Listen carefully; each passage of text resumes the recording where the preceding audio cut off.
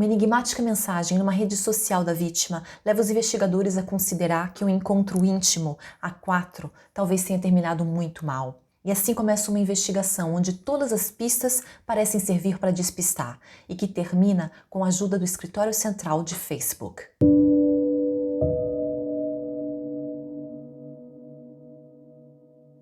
Oi gente, bem-vindos de volta, ainda na Itália, mais uma vez no sul do país, o que eu percebi que está se tornando um padrão aqui no canal, mas acreditem, não é de propósito e não significa que o norte não esteja também cheio de casos para explorarmos. Mas hoje continuamos em Bari, que fica na região da Puglia, bem no extremo sul, e conta com aproximadamente 315 mil habitantes. Nos encontramos mais especificamente em um centro estético e solário, que se chama For You. A proprietária é Anna Constanzo e no dia 11 de julho de 2009, ela já está atrasada para o trabalho. Era um sábado, um dos dias mais movimentados, e diversas clientes tinham horário com ela, que não era só administradora e dona do local, mas também trabalhava muito e era muito requisitada. Então, como Ana já estava atrasada, tinha algumas pessoas esperando por ela, uma coisa que não acontecia nunca, uma das funcionárias resolveu ligar para ela. Ligou para casa, ligou para o telefone celular, enviou mensagens, mas não obteve nenhuma resposta, mesmo tentando múltiplas vezes. A moça então se preocupa imediatamente. Ela liga para Francesco Constanzo, o irmão de Ana, dizendo para ele o que estava acontecendo e pedindo para ele passar na casa dela, que não era muito longe do apartamento dele, para ver se tinha acontecido alguma coisa, para checar se estava tudo bem. Francesco então, munido com a chave extra que ele tinha, vai até o apartamento da irmã e mesmo antes dele entrar, ele já vê uma coisa um pouco estranha. A porta tinha sido fechada apenas com um giro da chave, o que não era habitual. A Ana geralmente fechava dando o máximo de voltas possível. E Francesco tem um outro breve pressentimento assim que ele entra e vê todas as luzes acesas, mesmo que fosse já amanhã e bastante claro com a entrada da luz natural, uma outra coisa que não era habitual que a sua irmã fizesse. Já um pouco mais apreensivo, ele corre então ao quarto dela, mas a única coisa que ele encontra são as coisas um pouco bagunçadas. Francesco então chama o nome dela, não obtém nenhuma resposta, mas também nem precisa. A próxima etapa dele tinha sido o banheiro, onde ele chega e vê imediatamente a irmã ajoelhada no chão, com a cabeça pendurada dentro da banheira. Ela está usando a parte de cima das suas roupas, mas a sua calça e a sua calcinha estão abaixadas. Tremendo, Francesco chama diversas vezes em continuação o nome dela, tenta ver o rosto dela, mas ele está coberto pelo seu volumoso cabelo, sujo já de sangue seco. Então, tomado pelo desespero, ele segura ela nos braços, tira ela da banheira e começa a chacoalhá-la, continuando a repetir o seu nome. Até que ele para, não tem nenhuma resposta, nada. Ele mesmo no chão do banheiro, ele pega o seu celular e começa a ligar para o número de emergência para pedir uma ambulância. Mas mais uma vez ele para, respira fundo para segurar o choro e liga para a polícia. Ana não precisava de uma ambulância, era claro que ela já estava sem vida. A cidade de Bari estava chocada, comovida, triste. A nossa vítima não era uma pessoa anônima. Ela era uma mulher admirada. E nós vamos ver agora por quê. Ana Constanzo, que estava então com 50 anos, era filha primogênita. Depois dela vieram outros dois filhos, seus irmãos, Michele e Francesco. Todos nascidos ali em Bari mesmo. O seu pai tinha uma banca de jornais e a sua mãe era dona de casa. Os pais sonharam com uma filha que tocasse muito bem o piano, mas Ana queria saber só de bonecas e ursinhos de pelúcia. Mas não para brincar como as outras menininhas da sua idade, para maquiá-los. Nasce assim uma grande paixão pela maquiagem que guiou suas decisões e a acompanhou por toda a sua vida. E no fim, o pai e a mãe, com as suas reservas, que nós vamos ver depois, acabaram apoiando a filha. Os Constanzo eram uma família saudável, alegre e unida. Ana tinha crescido então e se tornado uma mulher feliz, ela era realizada e bastante empática com os outros, o que colabora para que ela seja descrita por todos como uma pessoa muito agradável, uma pessoa a quem era muito fácil se afeiçoar. Ela era bem extrovertida, alegre, positiva. E aqueles que trabalhavam com ela citam sempre o quão decidida e otimista ela era. E foi por causa dessas características que ela iniciou a sua carreira. Terminando o segundo grau, que ela cursou numa escola de artes, ela se matriculou imediatamente em uma escola de maquiagem profissional. Ela levava muito jeito para a coisa e não demorou muito para ela começar a trabalhar num quartinho na casa dos pais dela. Enquanto isso, ela estudava também, fazia cursos de estética, cabelo, unha, tudo que tinha a ver com esse mundo. A interessava muito e ela era realmente muito talentosa. E reconhecida também, porque pouco tempo depois ela já não tinha horário para atender a demanda de clientes e a sua mãe começou a estudar estética para ajudá-la. As duas então abrem juntas um centro estético, aquele que mencionamos no início, que decola desde a sua abertura. Mas a decidida e ambiciosa Ana ainda não estava exatamente satisfeita. O sonho dela não era exatamente esse, era algo muito mais específico. E mesmo com a sua mãe não apoiando tanto, sendo até um pouco contra, querendo que a filha invista o seu tempo no centro estético, que é uma coisa mais palpável, mais concreta, Ana não desiste. E alguns anos depois ela consegue se tornar a maquiadora do teatro de Bari, o Petruzzelli. E é assim que ela fica realmente conhecida na cidade. Ana é uma daquelas pessoas que realmente vai além. Na vida pessoal, ela sempre é aquela pessoa que os outros procuram para ajudar, que serve de conselheira, de amiga, de suporte. No centro estético, ela dá o seu melhor, o lugar está crescendo, eles nem aguentam a demanda. E quanto ao seu sonho, ela se torna responsável pelo departamento de maquiagem e cabelo. Ela tem a oportunidade de trabalhar em grandes espetáculos, ela é muito reconhecida, maqueia muita gente famosa, incluindo Elizabeth Taylor. Ou seja, além de família e amigos, as pessoas que trabalhavam com ela, a comunidade artística de Bari, pessoas a quem ela ensinou, pessoas que admiravam o seu trabalho, todos acabaram sentindo muito a sua perda. E a polícia, um pouco por causa disso, acabou tratando o caso com mais urgência, mais diligência do que o habitual. E voltamos assim ao início da nossa história, aquela fatídica visita de Francesco em busca da sua irmã, que termina com a chegada da polícia e da perícia médica, que tiveram imediatamente uma forte impressão de que a desordem no apartamento pudesse ter sido encenada. Não parecia nem que uma luta tivesse ocorrido em todos os cômodos, nem que uma pessoa tivesse vasculhado tudo em busca de alguma coisa, talvez um ladrão em busca de algo de valor. Teoria essa, a do ladrão, que foi também imediatamente descartada, já que não parecia faltar nada na casa. Apenas o computador de Ana e o seu telefone celular. A bolsa dela, por exemplo, estava na entrada, bem à vista. E partindo para o corpo, tinha já um problema bastante fácil de identificar. Como eu contei no início, Francesco, compreensivamente, tinha tirado o corpo da irmã da banheira, chacoalhou ela, mexeu, tocou nela, comprometendo tudo bastante. Assim como o fato de que ele lavou as suas mãos na água da banheira e enxugou num roupão de banho que estava ali pendurado. O que nós que acompanhamos casos criminais sabemos que pode dificultar muito e ralentar o trabalho da perícia, e que pode reduzir ou até acabar com as chances de resolver um crime, como por exemplo cancelando uma amostra de DNA da pessoa responsável. Os peritos estão ali iniciando o trabalho deles já com essas dificuldades, quando apesar das faixas de cena do crime e dos policiais na porta, entra um homem ali, se dizendo ex-namorado da vítima. E para tentarmos entender onde encaixar esse novo personagem, vamos dar uma olhadinha melhor na vida pessoal de Ana Constanzo, que com certeza foi um pouco negligenciada por causa da quantidade de energia e tempo que ela dedicava ao seu trabalho. Mas com isso eu não quero dizer que ela deixou de tentar, isso nunca.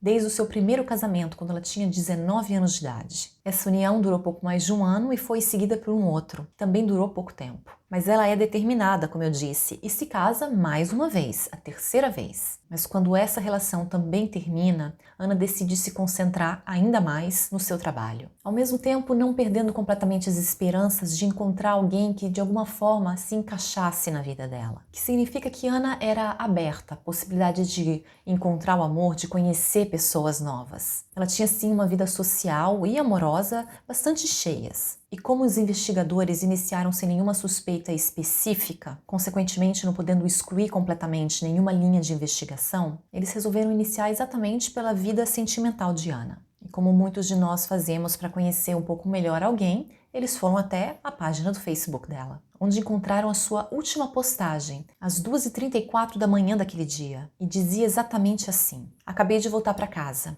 Conheci 3 caras.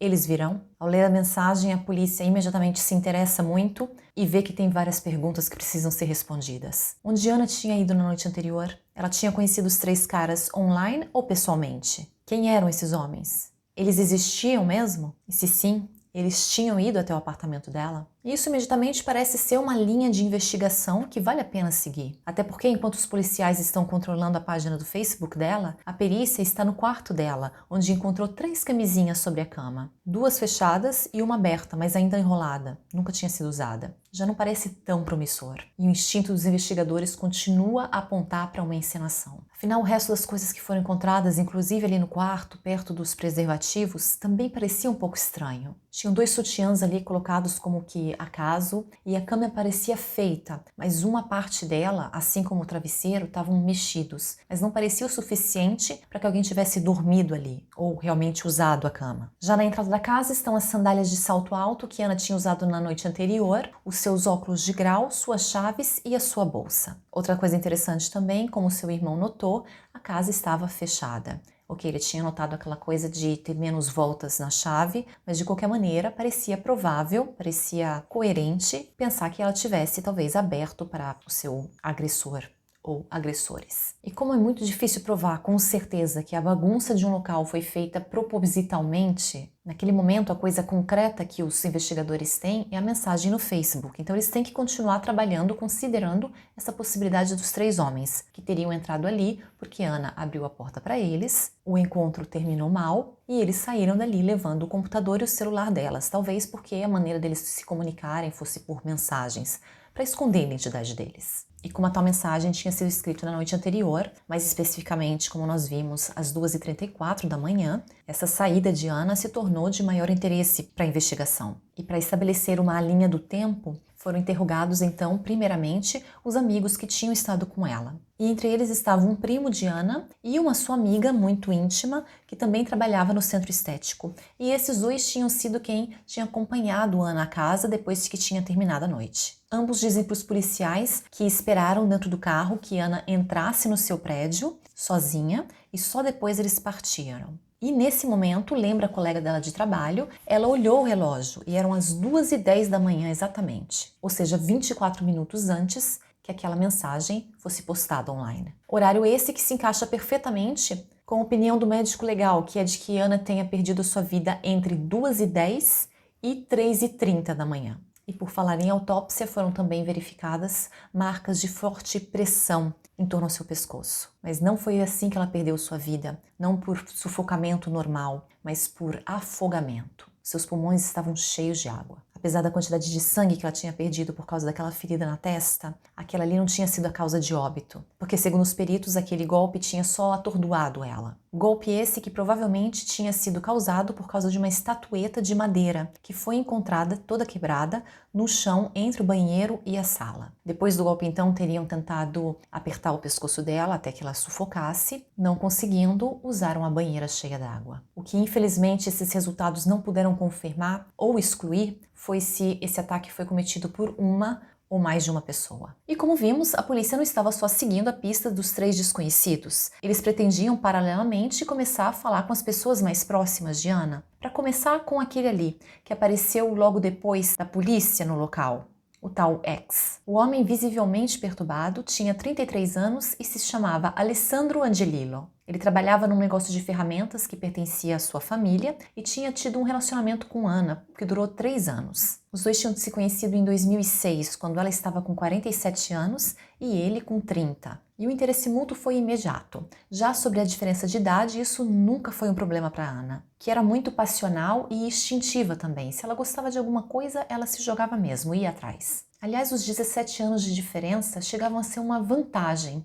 porque uma pessoa como Ana, a personalidade que ela tinha, ela gostava de se sentir necessária, de saber que ela podia fazer alguma coisa pelo outro. E Alessandro, por sua vez, mostrava precisar cada vez mais dela. Isso ao mesmo tempo que ele vinha descrito por outros como machista, que usava termos pejorativos para falar de mulheres e acreditava que elas eram inferiores. Talvez porque ele mesmo se sentisse inferior, já que uma outra coisa pela qual ele também era conhecido é inventar e aumentar muito histórias, como quando ele contava que ele tinha lutado com um tubarão, luta a qual ele obviamente saiu vencedor. Que demonstra também um outro traço da sua personalidade, a infantilidade, que o levava a fugir de qualquer responsabilidade, de coisas sérias, e o tornava muitas vezes inoportuno até, como se ele não soubesse se comportar às vezes como um adulto, não soubesse estar entre adultos, tendo diversas vezes feito com que Ana se vergonhasse dele em público. E para completar essa imagem de adolescente, não faltava mais nada a não ser o seu vício com o Facebook, que ele usava quase exclusivamente para falar com mulheres. E chegamos assim a um dos motivos do término do seu relacionamento com Ana. Digo um dos motivos porque terão outros, muitos outros. De qualquer maneira, tal relação terminou por decisão dela e nada amigavelmente. E apenas poucos dias antes do ataque, quando Ana descobriu que ele não só apenas a tinha traído, ele estava mantendo já há um bom tempo uma relação com outra mulher. E se eles tinham já terminado, o que ele estava fazendo ali aquela manhã? Bom, os investigadores não queriam apenas a resposta para essa pergunta. Eles acreditavam que ele era realmente uma das primeiras pessoas que deveriam ser ouvidas. E o convidaram para uma conversa na delegacia. E chegando ali, Alessandro começou já a falar, a explicar a sua versão da relação entre ele e Ana, em que pé as coisas estavam. Ele disse que ele estava ainda muito apaixonado por ela, apesar deles terem terminado, só que era impossível ficar juntos, porque ela era muito ciumenta. Ela não tinha conseguido superar a coisa dele ter uma segunda namorada. Um absurdo. Uma outra coisa muito interessante também dessa conversa foi a falta de um álibi. Ele disse que na noite anterior ele tinha estado em casa jogando pôquer online sozinho. E depois fui dormir, de madrugada já. E todo esse tempo ele esteve sozinho no seu apartamento. Fato que ele, machão como é, se sentiu na obrigação de explicar. Não que ninguém tenha perguntado, mas ele sentiu que ele devia esclarecer como uma pessoa como ele estava sozinha em casa numa sexta-feira à noite. E ele disse que ele tinha plano sim, ele queria ir numa festa a qual ele tinha sido convidado, junto com Ana. Então ele a convidou, mas ela disse que não iria porque eles tinham acabado de terminar o namoro. Então ele foi falar com a namorada número 2, que tinha um compromisso já, não podia ir. Passando então para número 3, uma pessoa que não era sua namorada, mas com quem ele saía algumas vezes. E quando ela acabou dizendo que não, ele perdeu completamente a paciência e decidiu ficar em casa sozinho. Não que isso acontecesse com frequência, hein? Ele era uma pessoa com uma vida social muito ativa. E da mesma maneira que a cena do crime na casa de Ana parecia um pouco encenada, toda essa declaração de Alessandro ficou parecendo forçada para a polícia. Principalmente as pausas que ele, enquanto explicava essas coisas que ninguém tinha perguntado, como eu disse, ele começava a chorar, sem lágrimas, obviamente, soluçava, dizia que precisava de um tempo, que estava muito mal, estava sofrendo demais por causa de Ana. E foi assim que os policiais tiveram uma ideia. Disseram, você precisa de uma pausa? Ok, fica aqui na salinha um tempo. Enquanto isso, eles foram ligar para tal segunda namorada, para tentar conseguir alguma informação dela para confrontá-lo. E a mulher não se retém. Ela fala mesmo, ela diz que ele era um abusador física e psicologicamente. Ela fala dos relacionamentos íntimos dele, que eram sempre extremos, que deixavam ela com medo, e diz que é por isso que ela tinha terminado.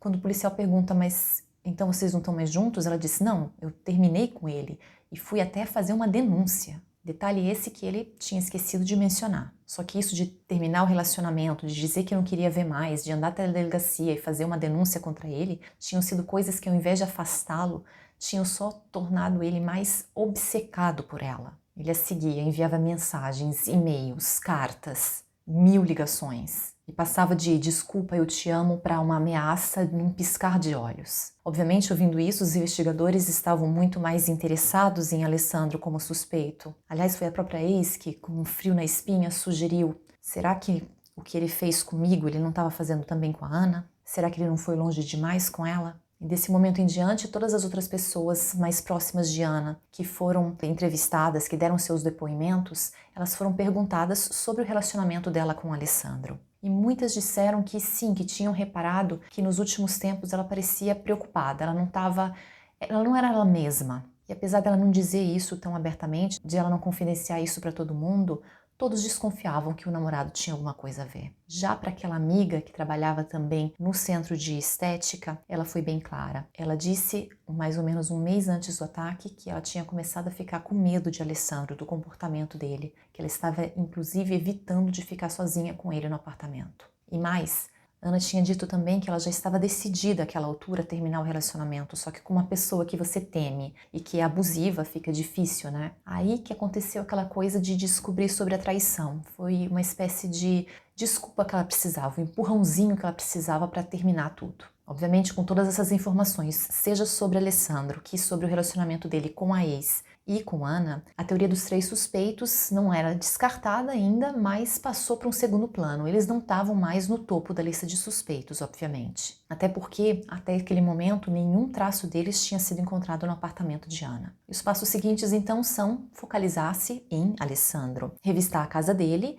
e fazer uma perícia no computador e no celular, as ligações, mensagens e movimentações. Infelizmente, a busca no apartamento dele não oferece nenhuma pista concreta que ligue ele ao caso. E enquanto esperam as perícias do computador e do telefone, os policiais não querem ficar de braços cruzados, eles decidem ser um pouco criativos, digamos assim. E eles convocam Alessandro para fazer um segundo depoimento e convocam no mesmo dia e horário uma sua parente. Eu não achei qual é o parentesco dele com essa pessoa, eu sei que é uma mulher porque eu ouvi alguns trechos da gravação. Mas isso também não importa, porque a polícia não estava minimamente interessada nessa outra pessoa. O que eles queriam é que Alessandro falasse. E falasse dentro de uma salinha cheia de microfones e câmeras escondidas. E bastou fechar a porta para que ele fizesse isso. Ele começou a dizer o quanto ele estava preocupado e apreensivo, porque na verdade ele tinha mentido, ele tinha estado sim com Ana na noite do crime. Aliás, ele tinha estado com ela no apartamento dela. E o que eles tinham feito ali? Discutido. Os investigadores então o chamam esperando já confrontá-lo com essa mentira dele. Mas ele se antecipa. Assim que ele chega ali na sala para dar o seu depoimento, o seu segundo depoimento, ele diz que ele tem que mudar a versão do primeiro, que ele tinha mentido porque ele tinha tido medo de ser mal interpretado. Alessandra começa então dizendo que tinha ido sim na casa de Ana por volta das 2h50 da manhã. Isso porque às 2h34, assim que aquela mensagem foi postada, ele leu e correu até a casa dela para tirar satisfações. Ela abre a porta para ele, mas não deixa nem ele entrar. Ela já com raiva, já gritando, já nervosa, fica empurrando ele, dizendo que ele tem que ir embora, que ela não quer ouvir nada, que ele tem que sair dali porque ela está esperando alguém. Alessandro continua dizendo que, para ser sincero, ele deu sim um tapa nela, até forte, só que foi uma reação ao fato de que ela atacou ele primeiro. Ela jogou alguma coisa em cima dele muito pesada, que acabou batendo na coxa dele, e quando ele tentou colocar a mão, a coisa tinha cortado ele. Por isso que ele estava com um machucado. E foi por isso que ele teve que ir até o banheiro, acabou passando por ela, e foi até o banheiro para se limpar. E chegando ali, ao invés de fazer o que seria mais natural, creio eu, que é abrir a torneira da pia e lavar a mão, ele viu que a banheira estava cheia de água até o topo e lavou ali a mão dele. Ele mal teve tempo de enxugar as mãos, ele disse que a Ana chegou atrás dele mais nervosa ainda, gritando mais alto ainda que ele tinha que ir embora, e foi o que ele fez. Se girou, passou por ela e saiu do apartamento dela, indo direto para a casa dele. Uma versão que ele achou que era genial, que tinha tirado todas as suspeitas sobre si. Já a polícia tirou outras conclusões. Primeiro que ele tinha mentido porque ele tinha algo a esconder. E também que com essa história de lavar a mão suja de sangue, ele já estava dando uma explicação caso o sangue dele fosse encontrado na cena do crime. Infelizmente, mesmo que esse testemunho tenha feito com que ele parecesse ainda mais suspeito, é tudo circunstancial.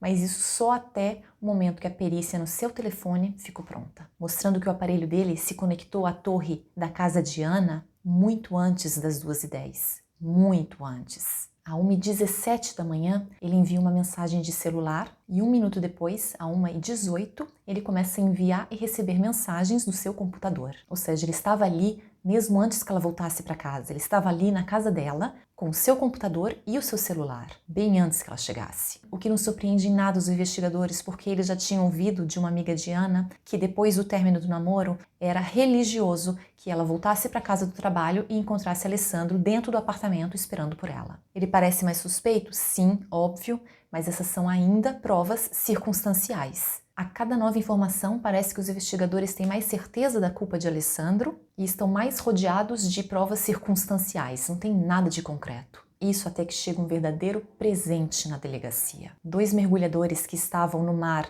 a 30 quilômetros de Bari, mais ou menos, encontram um telefone celular de Ana Constanzo. Melhor do que isso, só se o computador tivesse atacado com ele. E através do telefone eles descobrem que Alessandro tinha ligado várias vezes para Ana, cedo naquela noite, e ela não tinha respondido provavelmente nenhuma das vezes, o que era um provável motivo para que ele fosse até a casa dela. Eles conseguem também verificar que, provavelmente sem o conhecimento de Ana, Alessandro tinha o acesso à conta do Facebook dela e já tinha usado várias e várias vezes. E nesse momento vocês devem estar pensando a mesma coisa que os investigadores pensaram quando ouviram essa informação, que foi ele que escreveu a tal mensagem no Facebook, que ele criou os 3 homens fantasmas. E eles decidem então tentar contatar, em Palo Alto, na Califórnia, o escritório central da rede social. E eles obtêm a confirmação de que aquela mensagem não partiu do celular de Ana, nem do computador da casa dela, mas do endereço IP do computador de Alessandro, no mesmo tempo que o celular dele estava na região da casa dela. Ou seja, aquela mensagem foi escrita, sim, da casa de Ana, mas pelo computador de Alessandro, no mesmo momento que o celular dele estava ali. Ou seja, ele estava ali. Mas só abrindo um parênteses aqui,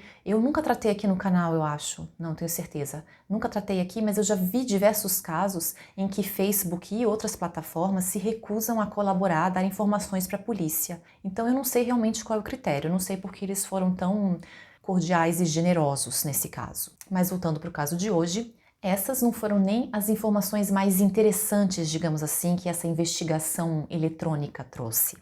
O melhor estava por vir, o melhor estava para o final. Porque ao meio-dia do dia 11 de julho, ou seja, 10 horas depois do crime, o vereador Luigi Fuiano, que é o secretário artístico da Fundação Petruccelli, responsável pelo teatro onde Ana trabalhava, ficou sabendo da notícia da morte dela e, sem poder acreditar, instintivamente acabou ligando para o celular dela, tentando falar com ela. Obviamente ele não consegue, mas o celular dela toca o suficiente para se conectar a uma torre, que é a torre que fica próxima à casa de Alessandro Angelillo.